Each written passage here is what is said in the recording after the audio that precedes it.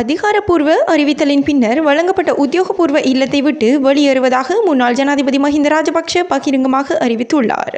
உத்தியோகபூர்வ இல்லம் தொடர்பாக இடம்பெற்று வரும் விவாதம் குறித்து கருத்து தெரிவிக்கும் போதே அவர் இவ்வாறு கூறியுள்ளார்.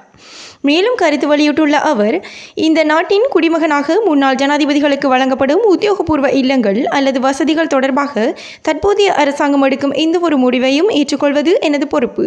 இந்த வீட்டை காலி செய்ய நீங்கள் எனக்கு எழுத்துப்பூர்வ அறிவிப்பை வழங்கினால் அந்த திகதியில் நான் வெளியேறுவேன்.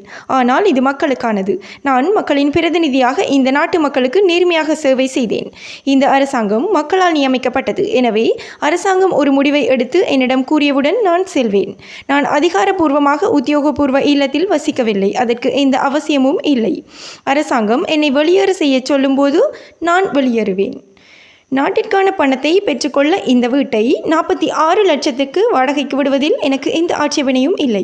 என்னை பற்றி எந்த முடிவும் எடுப்பதற்கு முன்பு எனக்கு தகவல் தாருங்கள். ஊடகங்களிடம் கூறிய பிறகுதான் எனக்கு தெரிய வருகின்றது எனவும் அவர் குறிப்பிட்டிருந்தார். புதிய அரசாங்கம் ஆட்சிக்கு வந்ததிலிருந்து மக்களுக்கு தேவையானவற்றை செயற்படுத்தாமல் அரசியல் பழிவாங்கல்களில் மாத்திரமே இருப்பதாக நாடாளுமன்ற உறுப்பினர் நாமல் ராஜபக்ச தெரிவித்துள்ளார்.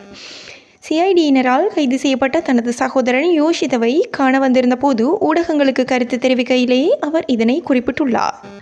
அரசாங்கம் ஸ்ரீலங்கா பொதுஜன பெரமுனவை பாரிய சவாலாக எடுத்துக்கொண்டு இவ்வாறான அரசியல் பழிவாங்கல்களை மேற்கொண்டு வருவதாகவும் அதன் போது அவர் கூறியுள்ளார். இந்த நிலையில் அரசாங்கம் தேர்தல் மேடைகளில் இவ்வளவு பொய்களை கூறினாலும் அவற்றை நீதிமன்றத்தின் முன்னால் நிரூபித்து காட்ட வேண்டும் என்று நாமல் ராஜபக்ச தெரிவித்துள்ளார். மேலும் காவல்துறையினரை FCID பிரிவினரை வைத்து வழக்குகளை பொய்யாக சாட்சியங்களையும் உருவாக்கினாலும் நீதிமன்றத்தின் முன் அனைத்து விசாரணையும் செய்யப்படும் என்றும் அவர் சுட்டிக்காட்டியுள்ளார். இதுபோன்ற செய்திகளை, சுவாரஸ்யமான தகவல்களை உடனுக்குடன் அறிந்து கொள்ள உண்மை சேனலினை சப்ஸ்கிரைப் செய்து இணைந்திருங்கள்.